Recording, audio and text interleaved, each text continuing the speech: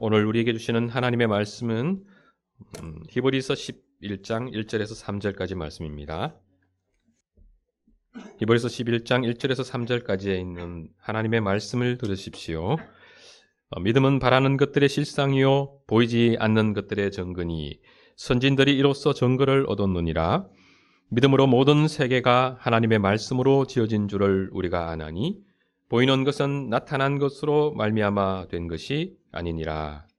네, 주님께서 이 말씀을 사용하셔서 우리에게 큰 은혜를 베풀어 주시기를 원합니다. 네, 히브리서 이 말씀은 우리가 잘 아는 말씀인데요.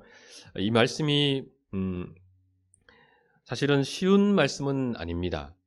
이 말씀을 이제 그 히브리서를 전공하려고 하는 신학자들도 해석의 어려움을 이렇게 고백하는, 토로하는 그런 구절 중에 한 구절이거든요. 그래서 이 믿음은 바라는 것들의 실상이요 보이지 않는 것들의 증거다. 문장이 이렇게 간단하지 않습니까? 심플하고. 그런데 요 문장을 언어적으로 이렇게 잘 이렇게 해석을 정확하게 해보려고 하면은 쉽지 않은 그런 부분이 있는데요. 지금 이 표현은 믿음에 관한 어떤 정의를 말하려고 하는 것인지, 정의, 이게 믿음의 정의인가 아닌가 하는 이 부분에서도 조금씩 의견이 갈라지는 부분도 있고요. 대체로는 이 믿음에 대한 정의를 지금 표현해주고 있다고 이렇게 보려고 합니다. 우리는 이제 그런 입장에서 생각해 보면 될 것 같고요. 이 실상이라고 하는 이 단어도 그렇게 간단한 단어는 아닙니다. 이게 이제 원어로 보면은 히포스타시스 이 말인데요. 이게 하나님을 우리가 삼위일체 이렇게 표현하지 않습니까? 삼위 하나님에 대해서 그 일체를 이 표현하는 그 말이 히포스타시스인데 이게 사실은 이제 원어적으로는 같은 뜻인데 요 히브리서에서는 어떻게 표현할까? 이제 이것도 조금씩 의견들이 있는데 우리 이 성경에서는 실상이라고 이렇게 번역을 아주 잘했습니다. 제가 번역을 확신이라고 이렇게 저희가 갖고 있는 저쪽에 무슨 세 번역인가요? 사실 쉬운 성경에서는 또 확신이라고 번역하기도 하고 보증 이렇게 번역하기도 하고 그렇습니다. 또 뒤에 보면은 보이지 않는 것들의 증거니 이것은 이제 앞에 있는 요 부분을 한 번 더 부연 설명한 것으로 그렇게 봅니다. 그러니까 추가적으로 믿음에 대한 어떤 정의를 이렇게 추가시키는 어떤 개념보다도 이것은 부연된 설명으로 이제 보는 그런 입장이 좀 더 주류적인 입장입니다.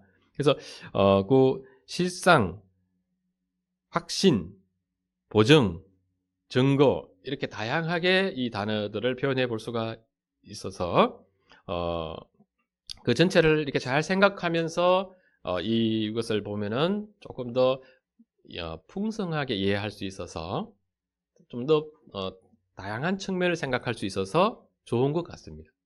근데 어쨌든 지금 우리 성경에 실상이라고 또 증거라고 이렇게 표현된 이 번역은 번역이 아주 잘 되었고 이 본문을 우리가 잘 이해할 수 있도록 표현해주고 있어서 너무 감사한 것 같습니다. 그래서 이게 지금 이 히브리서 이 말씀을 우리가 처음부터 쭉 공부하면은 이제 좀 더 자연스럽게 이 본문에 다다르면서 이 본문을 이해할 수 있는 그런 토대가 좀 형성이 될 텐데요. 지금은 이제 우리가 이 말씀을 바로 이렇게 다루고 있어서 그런 부분들을 다 충분히 살펴보실 수는 없는데 이 히브리서 11장은 이렇게 구조적으로 보면요. 이렇게 감싸고 있는 구조를 보이고 있습니다. 그러니까 11장을 뭐가 감싸고 있냐면은 10장의 36절 보면은요. 인내라는 단어가 나오지 않습니까? 10장 36절에 인내가 나오고 38절에 보면은 믿음 나오죠. 믿음. 이 두 단어를 기억하시면 될 텐데요. 12장에 보면은 1절에 뭐가 나오냐면은 인내라는 말이 또 나오고요. 2절에 믿음 이래 나오죠. 그러니까 이 히브리인들은 자기들이 강조하려고 하는 어떤 것들을 이렇게 문학적인 표현 방식을 이런 방식을 사용해서 표현하는 것에 익숙해져 있는 사람들입니다. 그래서 우리가 이제 이런 부분들을 조금은 참조를 해서 이 본문을 이해하면은 이 저자가 강조하려고 하는 바가 뭔지를 우리가 좀 더 선명하게 이해할 수 있는 면이 있어요. 그래서 이 양쪽에 양쪽에 있는 이 같은 표현이 가운데 있는 내용을 이렇게 잘 표현해 주는 그런 이제 말씀인데요. 인내와 믿음을 양쪽에서 이렇게 강조하면서 어쨌든 이 저자가 우리가 믿음과 인내를 강조하고 지금 이 11장에 있는 내용이 믿음의 실내들을 쭉 나열해서 표현해 주고 있는데요.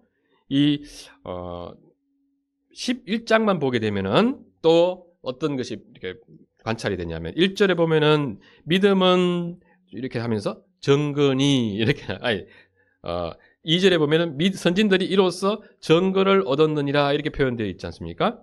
그런데 11장 36절 38절을 보면요. 이 사람들은 다 믿음으로 말미암아 정거를 받았으나 정거라는 말이 또 등장하지 않습니까? 그래서 이 믿음의 선진들이 이로써 정거를 얻었느니라. 또 38절에 39절에서도 이 사람들은 다 믿음으로 말미암아 정거를 받았으나 하면서 이 같은 문장을 사용해서 이 11장 말씀이 이렇게 그 사이의 내용이 같은 말씀이 감싸고 있다는 것을 알 수가 있습니다. 그래서 이 가운데 있는 내용은 이제 믿음에 대한 증거들이거든요. 믿음에 대한 증거들을 쭉 설명해 주고 있는데 이 내용을 보면은 그냥 구약 성경을 요약해 놓은 것 같습니다. 아벨에서부터 시작해서 나중에 그 이스라엘이 이제 거의 북이스라엘과 남유다가 멸망할 때쯤 그 즈음까지 해서 그 전체적으로 그 구약 성경에 나타나 있는 그 역사 속에서 우리 믿음의 선조들이 그들의 삶을 통해서 하나님을 믿는 그 신앙을 어떻게 표현했는지를 그죠? 그 예들을 쭉 설명해 주고 있습니다.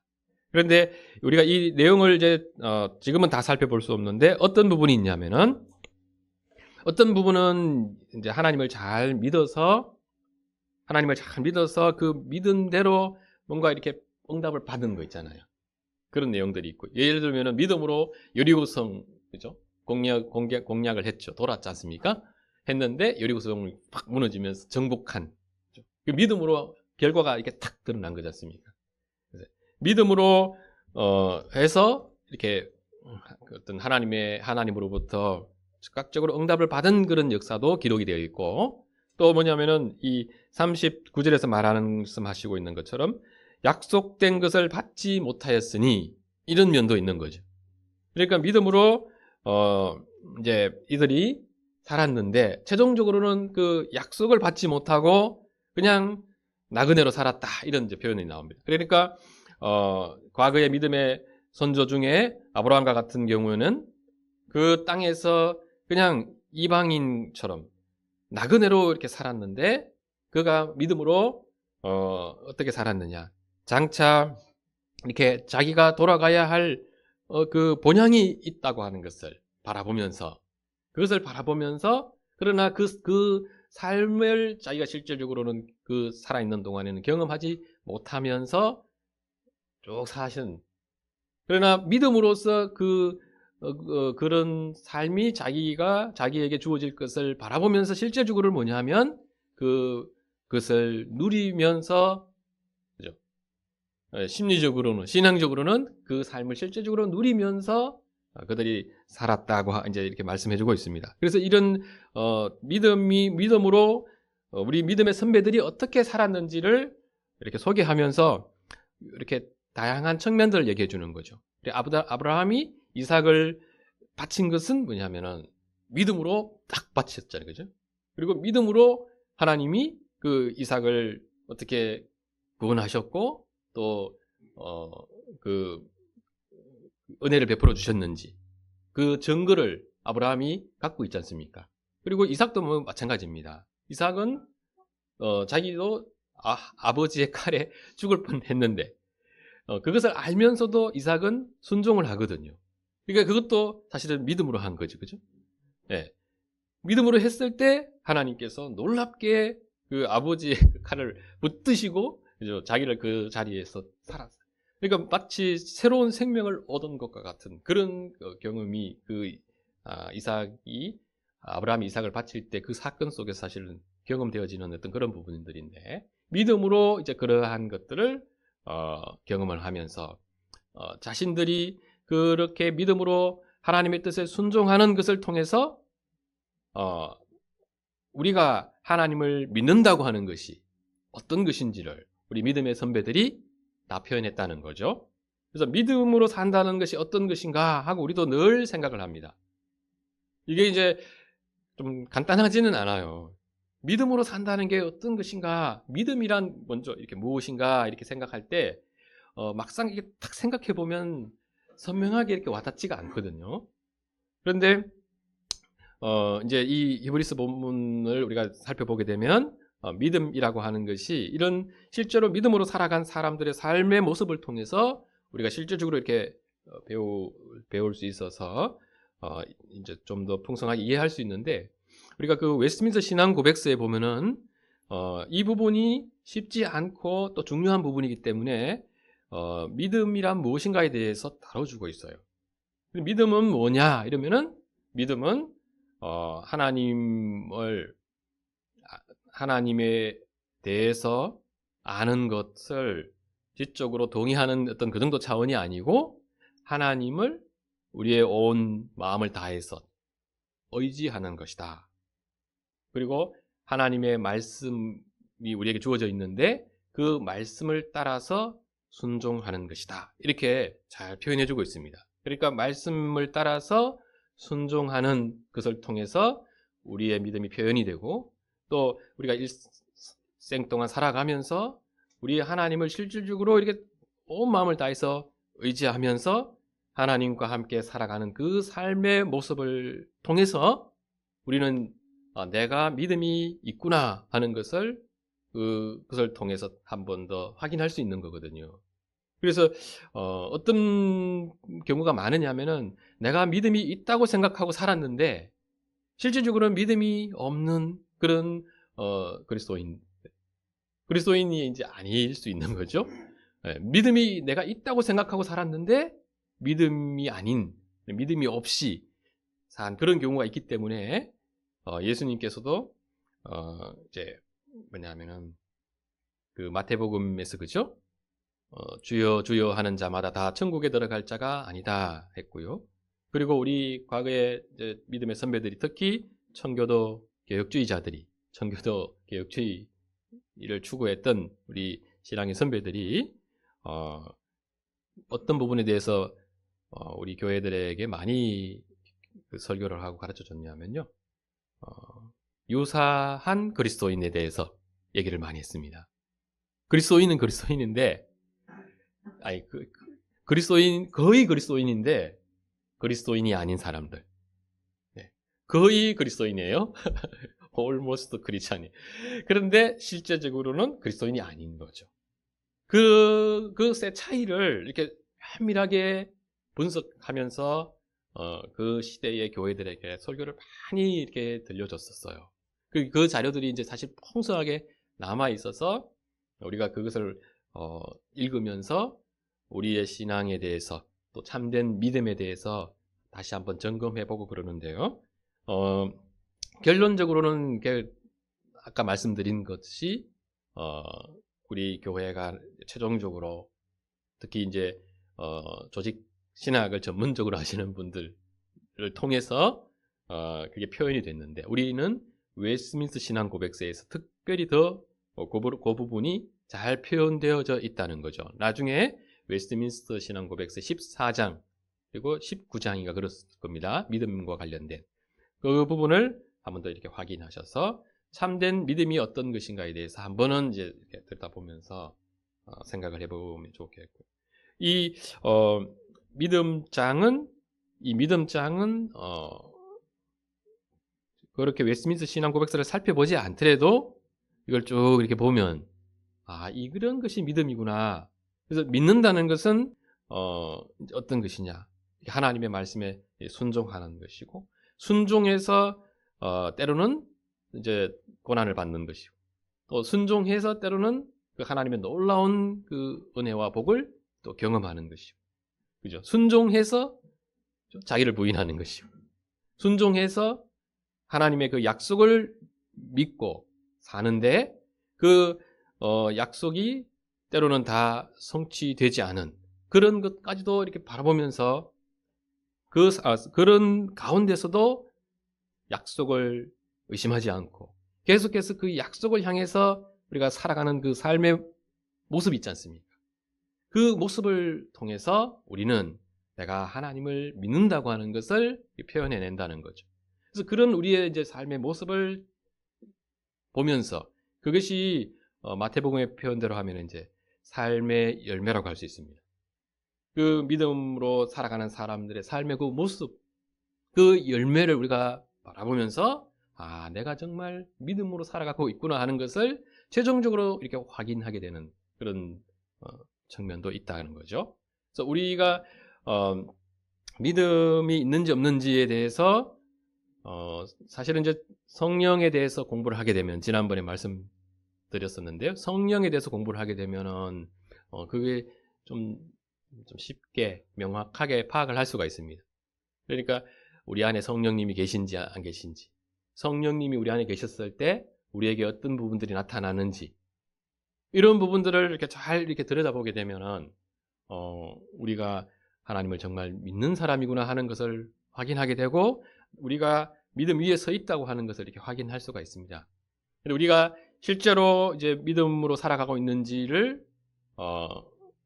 점검하면서 다시 한 번 더 뭐냐면은 내가 참으로 믿음으로 살아가고 있구나 하는 것을 확인하면서 더 큰 그 믿음의 확신 속에 이렇게 거해야 된다 하는 거죠. 그렇게 또 거할 수 있는 부분도 우리에게 주어져 있다고 하는 것도 생각할 수가 있습니다. 이 히브리서 이 말씀은 그 당시에 상당한 핍박 가운데 처해 있었던 교회 공동체에 주는 말씀입니다. 그러니까 10장 32절 보면요. 이런 표현이 있습니다. 전날에 너희가 빛을 받은 후에 고난의 큰 싸움을 견디어낸 것을 생각하라. 고난의 큰 싸움이 있었다고 하고요. 또 33절에 보면은 비방과 환난으로서 사람에게 구경거리가 되고 그래서 그리스도인들이 구경거리가 됐다는 겁니다. 또 34절에 보면은 너희가 갇힌 자를 동정하고 너희 소유를 빼앗긴 것 소유도 빼앗긴 그래서 경제적으로도 어렵고 또 사람들에게 조롱거리가 되고 또 고난의 큰 싸움 아마 큰 핍박이 있었을 것으로 예상해 볼 수가 있습니다. 그 당시에 이 수신자들이 정확하게 어떤 형편에 처해 있었는지 명확하게 알 수는 없는데 어쨌든 우리가 다른 서신들을 전체적으로 이렇게 살펴보더라도 초대 교회의 성도들이 거의 대부분이 상당한 핍박 속에 놓여져 있었다는 것을 확인할 수가 있어요. 그죠?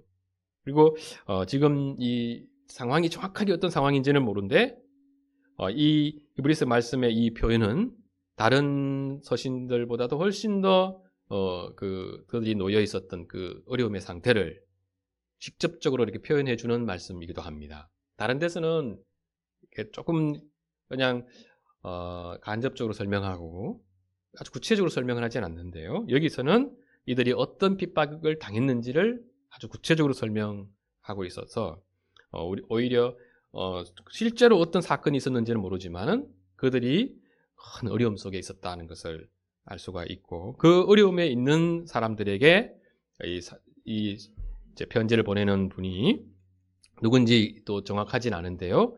제가 그냥 개인적으로는 초대 교회의 몇몇 유력한 분들의 주장을 따라서 사도 바울이 아닐까 생각은 해보고 있습니다.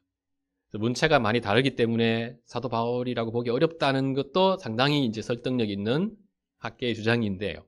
그런데 사도 바울이라고 또 해도 그 용납할 만한 그런 부분들도 상당히 있어서 사도 바울이라고 봐도 괜찮겠다. 그래서 마지막에 13장에 보면은 우리 형제 디모데가 놓인 것을 13장 23절 보면요. 디모데를 언급하고 있는데 디모데를 언급하면서 아주 친밀하게 이렇게 표현하고 있는 것을 볼 수 있지 않습니까? 그러니까 디모데하고 아주 가까운 사람. 제일 가까운 분이 일단은 바울이거든요. 네, 바울은 디모데는 바울이 영적으로 이렇게 낳았다고 표현하는 자식처럼 여기는 믿음의 동력자입니다. 네, 그리고 에베소에서 떠났을 때 그 에베소를 맡아서 실제로 목회를 했던 사역자가 디모데인데요. 디모데를 이렇게 친밀하게 언급하는 걸 보면은 이 저자가 바울이 아닐까 이렇게 생각해 볼 수 있는데 확실하게 말할 수는 없습니다. 어쨌든 이 시점이 상당한 박해 속에 있었고 이 저자가 이들에게 지금 필요한 것은 어떤 그 박해받는 그 상황에서 현실적인 어려움에서 벗어나는 것에 있는 것이 아니고 그 어려움을 뛰어넘을 수 있는 그것을 견딜 수 있는 믿음이 필요하다 하는 것을 정확하게 파악을 하셨고요. 그것을 돕기 위해서 지금 이 편지를 보내고 있는 거죠. 그래서 과거의 믿음의 선배들이 믿음으로 이렇게 살았다 하고 쭉 예를 들어서 설명하면서 아까 10장 마지막에서 말씀했던 것처럼 이들에게 요구하는 것이 뭐냐면 인내해라는 겁니다. 인내해라. 인내할 때 어떻게 인내해야 되느냐? 믿음으로 인내해라. 그래서 이 믿는다는 것은 뭐냐면은 무엇을 바라보고 있느냐면은 소망을 바라보고 있는 거죠. 그러니까 너희가 인내해야 되는데 너희는 왜 인내해야 되는지 또 왜 인내해도 좋은 사람들인지를 얘기를 해주는데 그것은 뭐냐면 궁극적으로 우리 그리스도인들 하나님을 믿는 이들에게 소망이 있기 때문이라는 거죠. 소망. 그 사실 궁극적인 소망은 뭐냐면은 하나님입니다. 하나님. 이들에게 궁극적인 소망은 하나님이죠. 그러니까 이들이 먼저 이렇게 바라보는 것은 뭐냐면요. 특히 히브리서 전체에서는 어떤 표현이 있냐면 구원에 관해서 얘기하고 우리는 구원받은 사람들이다. 그리고 우리는 하나님의 나라를 기업으로 받은 사람들이다. 기업에 대해서 나오고요. 또 여기 11장에서는 본향에 대해서 나오죠. 본향에 대해서 나오고 그리고 또 안식에 대해서도 나옵니다. 히브리서 4장에 보면은 그러니까 구원하면은 이렇게 기업 그리고 본향, 안식 이런 것과 관련되어져서 그죠? 이 하나님을 믿는 사람들이 소망하는 거죠. 이런 것과 관련해서 소망을 두게 되는데 최종적으로는 뭐냐면 하나님이 궁극적인 소망인 거죠. 예. 이것을 다 가져다 주실 수 있는 분이 하나님. 그래서 하나님에 대한 그 소망을 이렇게 붙들면서 살아야 되는데 이 하나님을 붙들고 사는 이것만 이렇게 딱 두고 보더라도 이 표현이 우리에게 정확하게 표현해주고 있다는 것도 생각해 보게 돼요. 왜냐하면은 믿음은 바라는 것들의 실상이요 보이지 않는 것들의 증거다. 그러니까 우리 하나님은 보이지 않는 분이 기본적으로 보이지 않는 분이세요. 예수 그리스도가 보이는 분으로 이 땅에 오셨다는 것을 우리는 그것도 우리는 지금은 믿음으로 받아들이는 거죠, 그죠? 네, 받아들이는 거예요. 그리고 지금은 뭐냐면은 우리가 그 하나님을 눈으로 보면서 사는 사람들이 아닙니다. 아무리 보여달라고 해도 안 보여주세요. 그런데 우리가 뭘 아냐면 믿음으로 하나님이 살아계신 것, 우리와 함께 하시는 것 딱 알거든요. 그리고 이 믿음이라고 하는 것이 뭐라고 했습니까? 바라는 것들의 실상, 바라는 것들의 확신이고 보정이다 했습니다. 우리가 이 하나님을 믿는 이 믿음이라고 하는 것은 지난번에 우리 금요일 날, 목요일 날 잠깐 말씀드린 것처럼 하나님께서 우리에게 주신 선물입니다. 선물. 그러니까 이게 내가 이렇게 하나님을 잘 믿어야지 막 결심해서 소유하게 된 게 아닙니다. 하나님을 잘 믿어야지 결심한다고 하나님 믿어지는 게 아니거든요. 그러니까 하나님을 우리가 딱 지금 믿고 있는 거, 이 자체가 하나님이 우리에게 주신 선물이고 하나님이 살아계신 분이라고 하는 것을 명확하게 보여주는 그 보정하는 것, 하나님이 살아계신 것을 보정해주는 그 보정이 뭐냐면 우리가 하나님을 믿고 있는 이 믿음이라고 하는 거죠. 그래서 우리가 그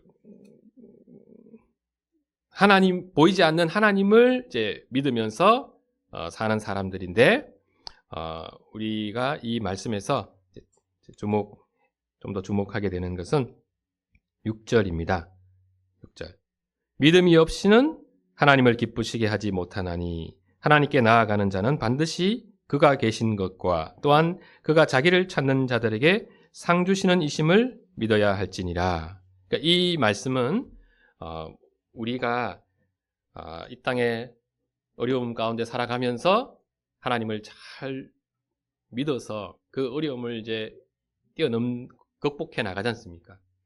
종국적으로는 우리 하나님과 하나님께서 우리에게 가져다 주실 그 모든 풍요로운 것들을 바라보면서 우리가 믿음으로 어려움을 이기면서 이렇게 쭉 살아가려고 하는데, 우리가 하나님을 이제 그렇게 해서 잘 믿고 그 믿음으로 살아가는 그 우리의 모습을 하나님께서 우리에게 지금 요구하고 계신 거거든요. 예, 그 부분이 이제 우리에게 아주 중요한 부분입니다. 그리고 도대체 하나님은 왜 그렇게 우리를 살게 하시는가? 이게 이제 우리의 질문이고 궁금증이죠. 그렇습니다. 그러니까 우리에게 소망도 주시고 그 소망을 붙들 수 있는 이렇게 믿음도 주시고 그 믿음으로 그걸 이기면서 살도록 이렇게 하세요. 왜 그렇게 하시냐는 거죠. 하나님. 그렇게 안 하면 안 됩니까? 이렇게 말하고 싶죠. 그런데 그런 방식을 통해서 하나님이 하나님의 영광을 가장 잘 드러내세요. 그냥 딱 그 이유 그겁니다.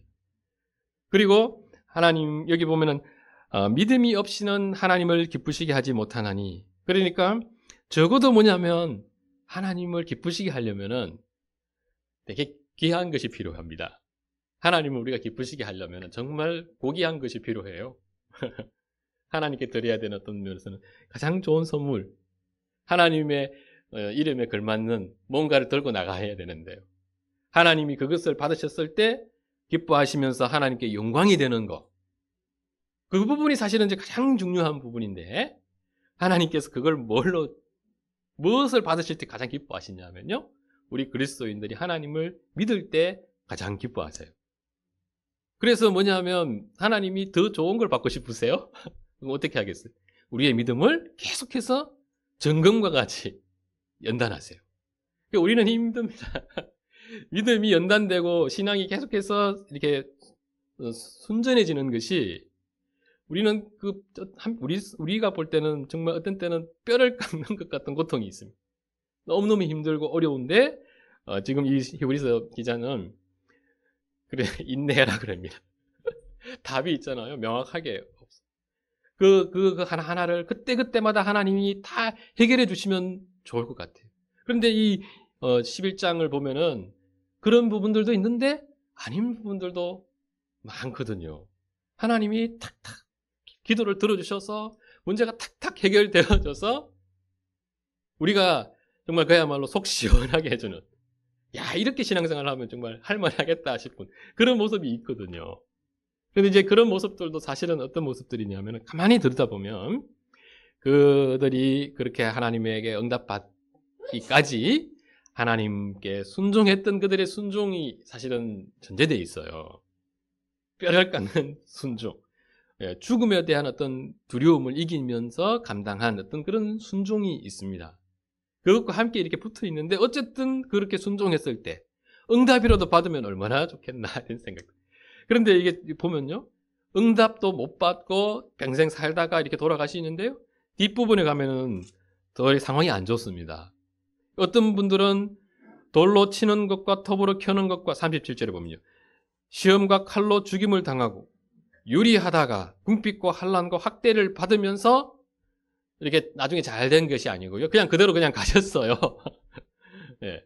그냥 그대로 그렇게 돌아가셨습니다. 이제 이 분들은 지금 아마도 선지자들을 지금 가리키는 거거든요. 돌로 이렇게 맞은 사람, 그죠?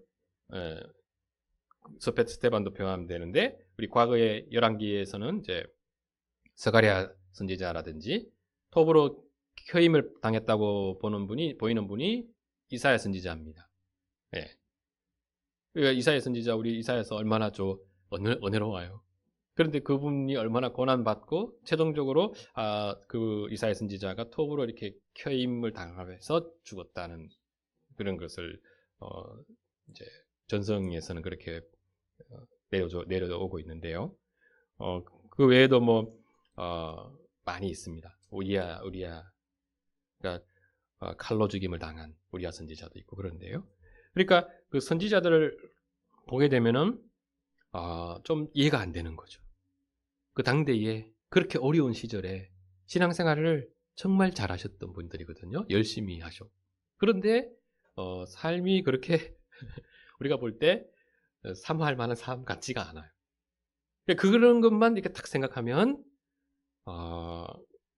이제 우리가 하나님을 믿는다고 하는 것이 뭔가에 대해서 생각하게 되고 하나님께서 우리에게 요구하시는 것이 도대체 뭔가, 하나님 우리를 어떻게 대하시려고 그러는 건가에 대해서 이렇게 물음표가 계속 이제 생기게 되거든요.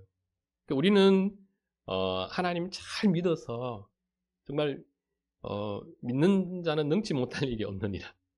이런 말씀 너무 위로가 되고 그렇거든요. 예. 실제로 이제 그 말씀이 잘못됐다는 거 아닙니다. 믿는 자에게 정말 능치 못할 일이 없습니다. 그래서 능치 못할 일이 없는 것이 어느 정도까지 없느냐면은 우리가 하나님을 믿음으로써 궁극적으로는 뭐냐면은 그 하나님의 나라의 그 완성에 참여하는 사람들이죠. 예. 최종적으로 우리에게 주어질 수 있는 가장 놀라운 그 복이 사실 뭐냐면 믿음으로 우리가 붙들 수 있는 사람들이라고 하는 것이 그게 사실 놀라운 것이기 때문에 믿음으로 우리가 하나님을 기쁘시게 할 수 있는 그런 사람들이라고 하는 거 생각하면요. 못하는 게 없다고 말을 해야 됩니다. 우리가 인간이 어떻게 하나님을 그죠? 만족시키고 기쁘시게 할 수 있겠어요? 하나님은 특히나 뭐냐면은 이미 만족이 충만하시고요. 기쁨이 충만하세요. 더 기쁘게 하실 수 없을 만큼 기쁨이 충만하신 분인데 그 하나님께서 우리가 하나님을 믿을 때에 기뻐하시고 만족하신다고 하는 것, 이건 정말 놀라운 것들입니다. 예. 그래서 그래서 이제 하나님께서 하나님 입장에서 우리가 다시 한번 잘 생각해 보게 되면은 하나님께서 하나님의 영광을 위해서 우리의 끊임없이 믿음을 요구하시고 그 믿음을 계속해서 연단해 가시는 분이구나 하는 것을 알게 되고 우리는 이제 이 말씀을 통해서 실질적으로 그 믿음으로써 그것을 살아냈던 사람들의 예를 이렇게 살피면서 우리도 이 믿음의 길을 가야겠구나. 또 우리도 하나님께서 믿음을 제공해 주셨을 때 이 믿음의 그 선조들이 갔던 이 길을 갈 수 있겠다 하는 것도 생각을 해보게 됩니다. 그래서 우리 이제 시대에 하나님께서 우리 살아가면서요, 우리 시대를 우리가 이 시대를 살아가고 있는데 하나님께서 우리에게 믿음을 요구하시고 그 믿음을 통해서 하나님을 기쁘시게 하고 하나님을 영화롭게 하기를 바라시는 분이라고 하는 것을 한 번 더 다시 잘 생각하면서 우리가 믿음으로 이제 내가 원하는 것을 우리는 얻고 싶고 그죠? 성취되기를 바라는 그런데 먼저 우리 마음이 이렇게 달려가는 사람들인 것도 맞습니다.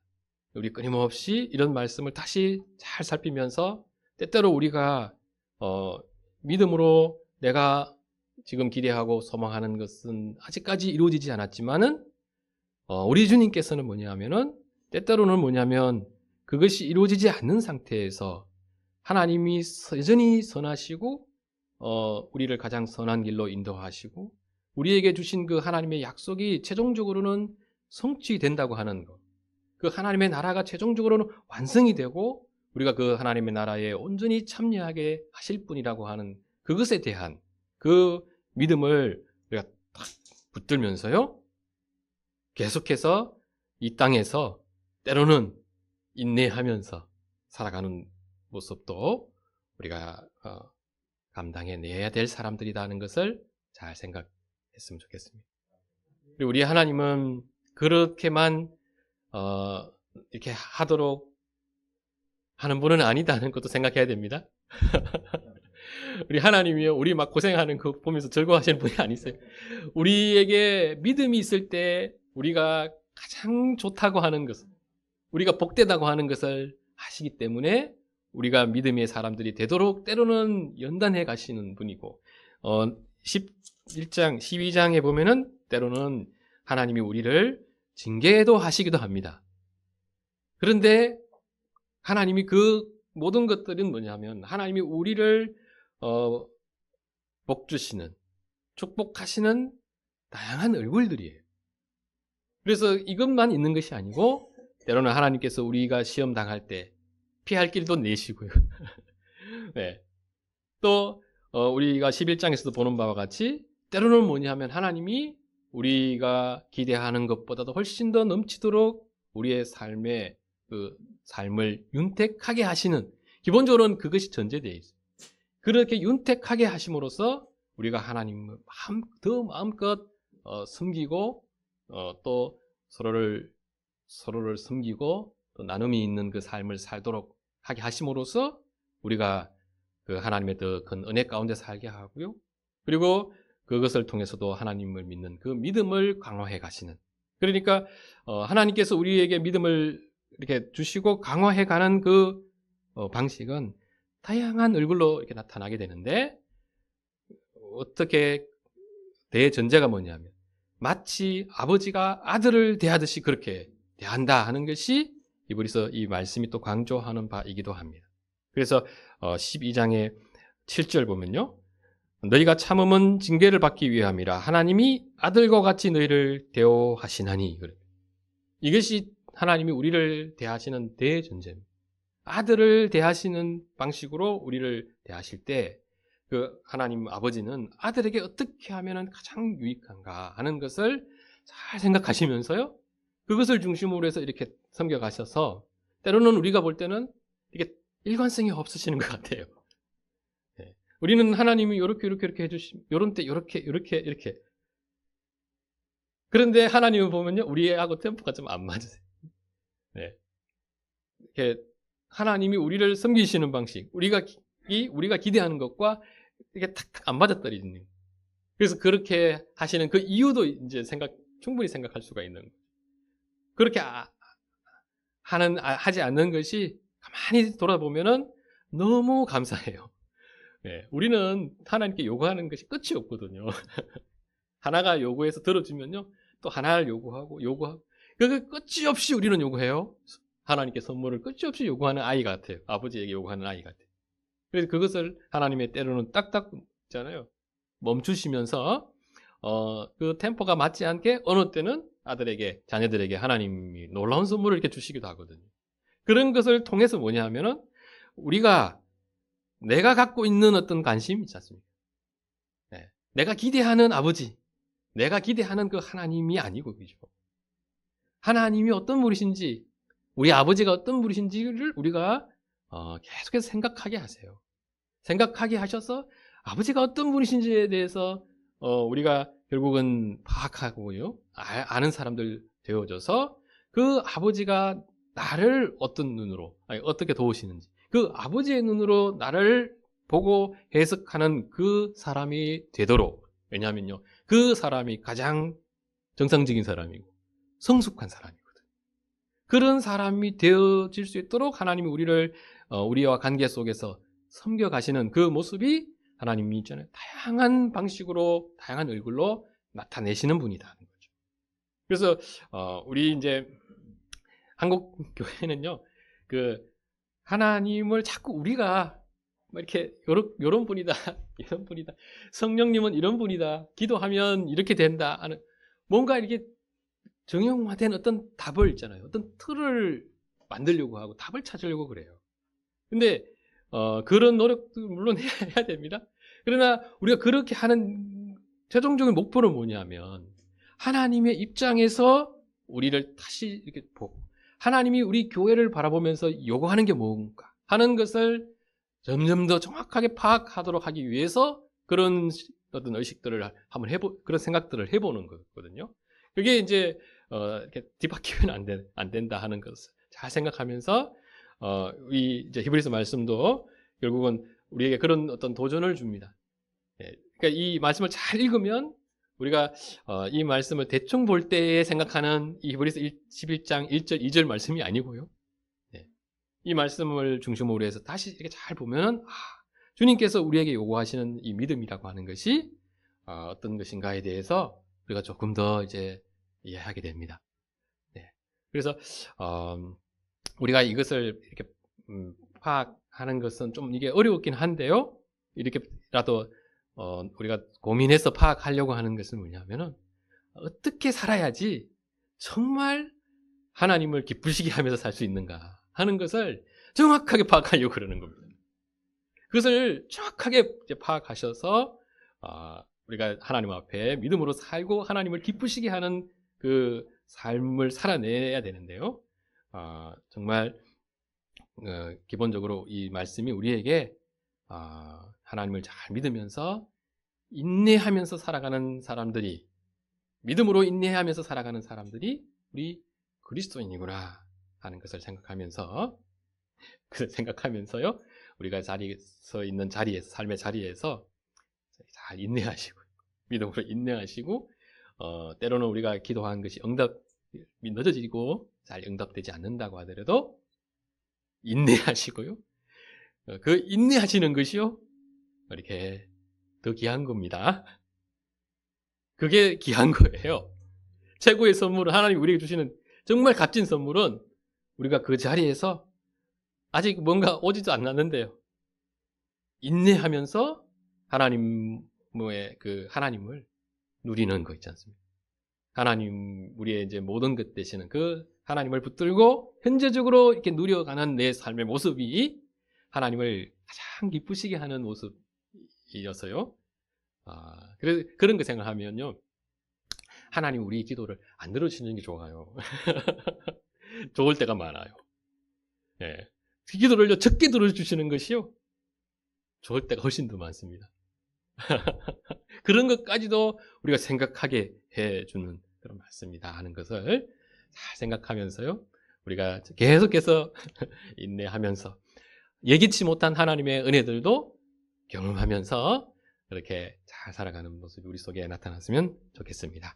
기도하겠습니다. 거룩하신 아버지 하나님, 오늘 이 히브리서 말씀 통해서 저희가 하나님께서 원하시는 그 믿음에 대해서 다시 한번 생각해 보게 됩니다. 아버지 하나님, 주께서 우리에게 믿음을 요구하시는 것은 그것을 통해서 우리가 하나님이 어떤 분이신지를 알아가고 또 그것을 통하여서 우리가 하나님께 돌려드려야 할 찬양과 영광을 또 받고자 하심입니다. 주님께서 그렇게 영광 받고자 하시는 것은 우리가 하나님께 영광을 드리는 그 자리야말로 우리의 삶 속에 가장 복된 자리이고 또 하나님의 아들로서 누릴 수 있는 최고 영예로운 자리이기 때문에 그렇습니다. 우리 믿음의 선진들은 그것을 사모하여서 때로는 하나님을 위해서 고난받는 것을 기뻐하고 또 그 자리에서 떠나지 않고 인내하며 순종했던 그 길을 갔던 사람들이오니 아버지 하나님, 저희가 이 히브리서 말씀을 다시 한번 잘 들여다보면서 우리에게 주님께서 인내할 것을 요구하시고 또 어려움과 핍박 가운데서 또 기도가 응답되어지지 않고 지연되는 그 상황 가운데서도 우리가 하나님을 인내하고 그 선하신 하나님을 믿고 우리가 믿음의 길을 가는 그 모습을 우리 주님께서 기쁘게 받으시는 분이시기 때문입니다. 아버지 하나님, 우리가 믿음으로 그 하나님을 기쁘시게 하는 모습이 우리 새생활교회 전체 속에 풍성히 나타나게 하여 주시고 우리가 참으로 하나님을 영광스럽게 하고 또 그것이 이렇게 예배 드릴 때마다 우리 하나님 앞에 드리는 찬양을 통해서 올려지게 하여 주시옵소서. 예수님의 이름으로 기도드립니다. 아멘.